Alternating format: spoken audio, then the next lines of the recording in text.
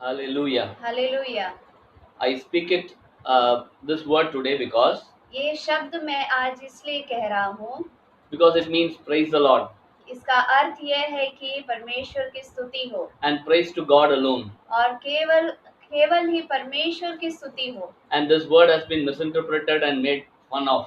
और ये जो शब्द है गलत फहमी किया गया है और इसका मजाक भी उड़ाया गया And I है। repeat it means praise be to God alone. मैं वापस कहना चाहता हूँ, इसका अर्थ ये है कि परमेश्वर की ही स्तुति हो। And today, once again, और ये आज एक बार फिर we are before you and we are grateful to God that He has given us this opportunity. हम आपके सामने हैं और हम परमेश्वर का धन्यवाद करते हैं कि परमेश्वर ने हमें ऐसा एक मौका दिया है। Even today evening, we prayed for you. और आज शाम को भी हमने आप सबके लिए प्रार्थना किया है We prayed for your well-being and health. और आपकी भलाई के लिए और आपके अच्छे स्वास्थ्य के लिए हमने प्रार्थना किया। We also pray that you will be established in God's love. और हम ये भी प्रार्थना किए कि आप परमेश्वर में स्थापित होते जाओ। We pray that those who haven't accepted Christ at the appointed time, they will be able to grasp the love of God. और हम ये भी प्रार्थना करते हैं कि जिस किसी ने भी परमेश्वर को स्वीकार नहीं किया है वो सही समय पर परमेश्वर को स्वीकार करें। Because today is the opportunity.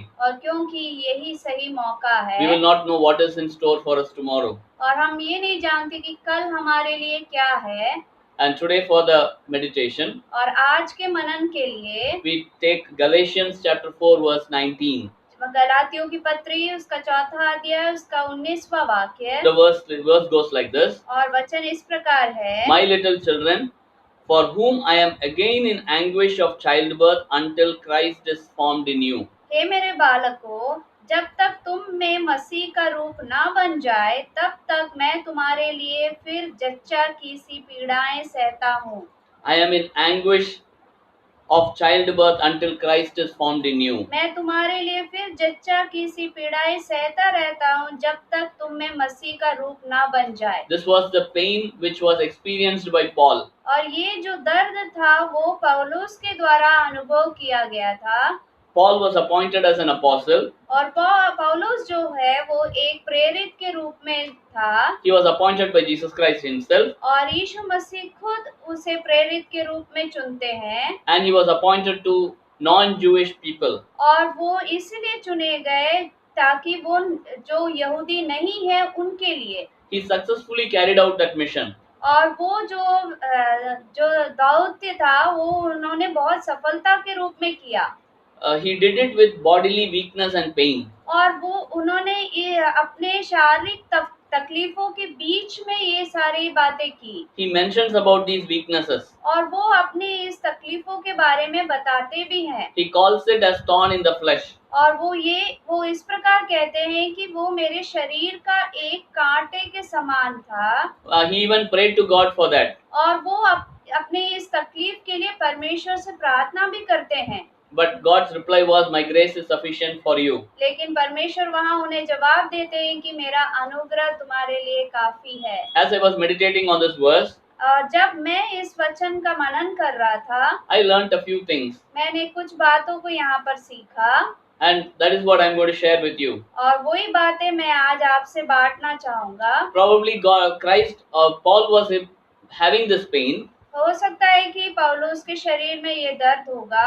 A pain of childbirth. और वो ऐसा होगा कि एक बच्चा का जन्म देने के समय का जो दर्द है वैसा दर्द हो। He was having that pain because probably he met Jesus Christ in person. और ये दर्द इसीलिए उसने सहा होगा क्योंकि उसने यीशु मसीह से सामना किया होगा।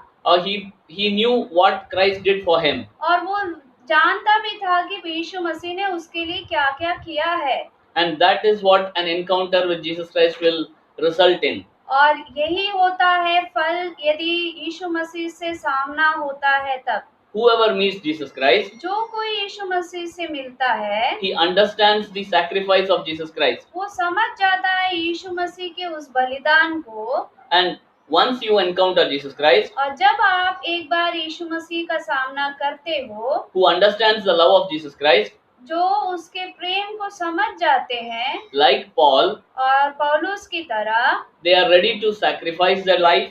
वो तैयार हो जाते हैं अपने जीवन का बलिदान देने के लिए sacrifice the time, और अपने समय का बलिदान करने के लिए and sacrifice the energy also. और यहाँ तक कि अपने खुद के सामर्थ्य का बलिदान करने के लिए भी तैयार हो जाते हैं। That is why missionaries go out thousands of miles without food and insults. और इसीलिए सेवक लोग हजारों माइल दूर तक जाते हैं भूखे पेट परमेश्वर की सेवा करने के They लिए। are arrested, they are persecuted. उन्हें बंदीगृह में डाला जाता है, उन्हें सताया जाता है They also experience this birth pain. और वो भी ऐसा एक दर्द जो जच्चा के जन्म का जो पीड़ा है वो सहते हैं। And that is why God taught me that और इसलिए परमेश्वर ने मुझे ये बात को सिखाया Christian life is a life of service. और मसीह जीवन जो है वो सेवा का जीवन होता है। In the life of Paul, और पौलुस के जीवन में Paul was against the gospel. और पौलुस एक समय ऐसा था कि वो सुसमाचार के खिलाफ ही था। And later on, when he met Jesus Christ, लेकिन बाद में जब वो यीशु मसीह से मिलता है he becomes the herald of the gospel. तो फिर वो सुसमाचार का पहुंचाने वाला बन जाता है। And he goes to any extent to preach the gospel. और वो किसी भी हद तक उस सुसमाचार को पहुंचाने के लिए जाया करता था। He was ready to give his life. और वो यहाँ तक कि अपने खुद के जीवन को भी देने के लिए तैयार था। The reason for this is और इसका कारण ये है by meeting a God who is alive. और उसने ऐसे एक परमेश्वर से मुलाकात किया था जो जीवित है And a God who is dynamic. और ऐसा एक परमेश्वर जो स्फूर्तिला है। And he is not a stationary God. और वो ऐसा परमेश्वर नहीं है जो स्थिर है या स्तंभित है। That is why I told you, और इसीलिए मैंने कहा when you meet Jesus Christ, जब आप यीशु मसीह से मिलते हैं you become a dynamic person. आप एक स्फूर्तिले मनुष्य बन जाते हैं You become a living person. और आप एक जीवित मनुष्य बन जाते हैं Because you are interacting with a living God who can speak. क्योंकि आप एक ऐसे परमेश्वर से वार्तालाप करते हैं वो जो बातें करता है और वो जीवित है। The end result of this relationship is और इस संबंध का अंत जो है we become heralds of the gospel. और हम उस सुसमाचार के सूचक या पहुंचाने वाले बन जाते We हैं become servants of God. और हम परमेश्वर के सेवक हो जाते हैं। We should understand, हमें समझना है for becoming a servant of God, एक परमेश्वर का सेवक बनने के we लिए should understand the word of God. हमें परमेश्वर के वचन को समझना जरूरी है। After understanding the word of God, जब हम परमेश्वर के वचन को समझ जाते हैं we should apply it in our daily life. उसे हमें हमारे जीवन में लागू भी करते जाना है। And when you apply it in your daily life, और जब आप अपने जीवन के दिन प्रतिदिन उस वचन को लागू करते जाते हैं you become a steward or a servant of God. तो आप एक परमेश्वर के प्रबंधक बन जाते हैं। Because Jesus Christ came into this world to serve. क्योंकि यीशु मसीह इस दुनिया में इसीलिए आए ताकि वो सेवा कर सके And to serve, not to be served upon. और ना कि किसी से सेवा ले। He came as a servant leader. और ये वो एक सेवक के लीडर के रूप में आए। A servant leader, a leader who, a servant who, he was a leader at the same time as servant. वो एक लीडर भी थे साथ साथ में वो एक सेवक भी थे। Bible records that. और बाइबल इस बात को कहता है। And my dear brothers and sisters, इसलिए हे मेरे प्रिय भाई बहनों, Bible is written in languages that we can understand. और बाइबल सारे भाषाओं में लिखा गया है ताकि हम इसे समझ सके। This is not a hidden word. और ये कोई गुप्त में रखा हुआ वचन नहीं है। It is available even today. और आज भी ये उपलब्ध है। The very purpose of it being translated into different languages is that we understand it.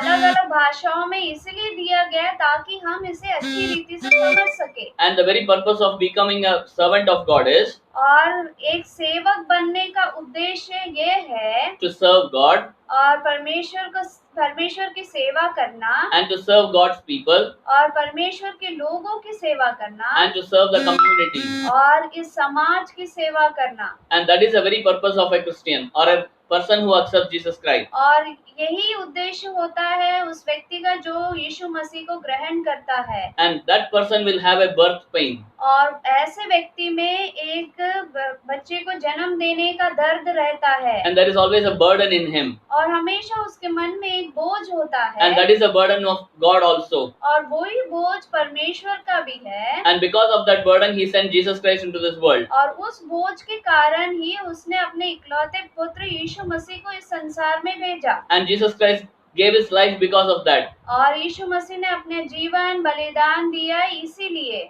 And a living God only can do that. और एक जीविता परमेश्वर ही ऐसा कर सकता है। Just imagine we are a body. आप कल्पना कीजिए कि हम एक शरीर हैं। In our body, if one small finger or part of a finger is hurt, और हमारे शरीर की एक छोटी उंगली में अगर कोई चोट आ जाए, the whole body pains. पूरा शरीर में उसका दर्द होता है। And the body is symbolized as the body of Christ. और हमारा शरीर जो है वो इस प्रकार कहा जाता है कि यीशु मसीह के शरीर के समान। Or the church is the body of Christ. या फिर कलीसिया जो है परमेश्वर का शरीर है। If one member is aching, और यदि उनमें से कोई भी एक सदस्य को दर्द होता है, it pains the whole church. तो फिर वो पूरी कलीसिया में वो दर्द होगा। Because the body is a living body. क्योंकि वो एक जीविता शरीर है। And the body itself feels sick. और वो शरीर पूरे को उसका अवस्था वो समझ में आ गई या वो दर्द महसूस होगा। And that is why Paul writes to the church in Galatians. और इसीलिए पौलुस गलातियों की कलीसिया को लिखते हैं। Because Paul preached the word of God there. क्योंकि पौलुस वहाँ पर परमेश्वर के वचन को प्रचार करता है। And they also accepted it. और उन्होंने इस सुसमाचार को ग्रहण भी किया था। And when he preached the gospel, और जब वो सुसमाचार का प्रचार करते हैं, he had bodily ailments. उसके शरीर में बहुत से दर्द थे। People accepted that also. और उस दर्द को भी लोगों ने समझा और ग्रहण किया। And he also writes that और वो ये भी लिखते हैं, the Galatian church accepted him as an angel of God. और उस समय भी गलातियों की कलीसिया ने उन्हें परमेश्वर के दूत के रूप में ग्रहण किया। And at the same time, और उसी समय or after some time, और कुछ समय बाद people did not want him, or want to accept his teachings. और लोग ये चाहने लगे कि उसकी शिक्षण को वो ना ग्रहण करे। And because there were people new doctrines into the church, क्योंकि नए नए सिद्धांत उस कलीसिया में आ गया था। therefore Paul writes this letter. इसीलिए पौलुस इस गलाती की पत्री को लिखते हैं, My dear Galatian people, हे मेरे प्रिय गलातियों के लोग, it is paining when something is going bad in you. ये मुझे बहुत दर्द देता है जब तुम्हारे साथ कुछ बुरा होता है तो। And that is why we also pray every day for people. और इसीलिए हम भी हर दिन लोगों के लिए प्रार्थना करते हैं। Or every Christian will do that. और या फिर ऐसा भी कह सकते हैं कि हर मसीह ऐसे करे। Because it is a kind of birth pain in a Christian. क्योंकि ये एक जच्चा रूपी दर्द होता है हर एक मसीह में। And that is why missionaries go to any extent to give their life in spreading the gospel. और इसीलिए सेवक लोग किसी भी हद तक जाने के लिए तैयार हो जाते हैं वो परमेश्वर के प्रचार के लिए। The indicator or a symptom for being a Christian is और जो सूचक जो होता है एक मसीह का ये होता है to be burdened for for souls. एक बोझ उनके हृदय में होना दूसरे आत्माओं के लिए। And to serve others. और ताकि दूसरों की सेवा कर सके। You know to what extent? और आप जानते हैं कि किस हद तक? Till Christ is formed in the other person. तब तक वो प्रचार करते हैं जब तक यीशु मसीह उनके हृदय में जन्म ना ले ले। Next time when you see a Christian, जब आप अगली बार एक मसीह से मिलते हैं, it is easy to find out whether he is a Christian. आप आसानी से उसको पहचान सकोगे कि वो मसीह है कि नहीं। Does he have a burden for the souls? क्या उसके अंदर एक बोझ है आत्माओं के लिए? Does he preach the gospel such that the other person becomes like Christ? और वो इस प्रकार समाचार को बताता है कि नहीं कि दूसरे व्यक्ति में भी यीशु मसीह का जन्म हो जाए। Or Christ is fully formed in the other person? या फिर वो दूसरे व्यक्ति में पूरी रीति से There is a परमेश्वर servant mentality in a Christian. और एक मसीह में एक सेवक की भावना होती है। And as believers, और एक विश्वासी होने के नाते let us become strong spiritually. और हम आत्मिक रूप से सामर्थ्य हो जाए and let us use it for serving others. और हम उस सामर्थ को दूसरों की सेवा के लिए उपयोग करें। And the message for the non-believers is, और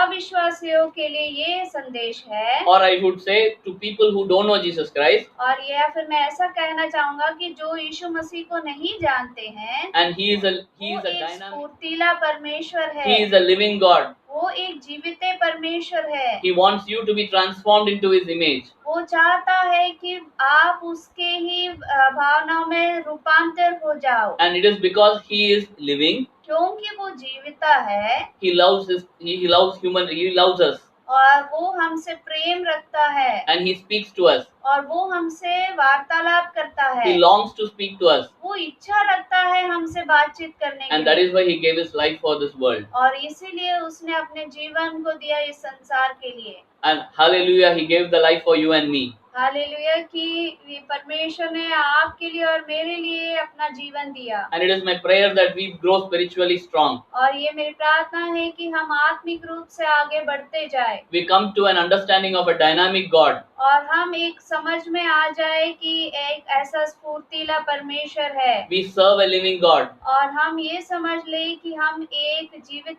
परमेश्वर की सेवा कर रहे We हैं। serve in such a way that Christ will be formed in the other person. हम इस प्रकार से सेवा करते हैं ताकि दूसरे व्यक्ति के हृदय में भी यीशु मसीह जन्म ले ले। May God bless us with His word. परमेश्वर इन वचनों से हमें आशीषित करे। Amen. आमीन।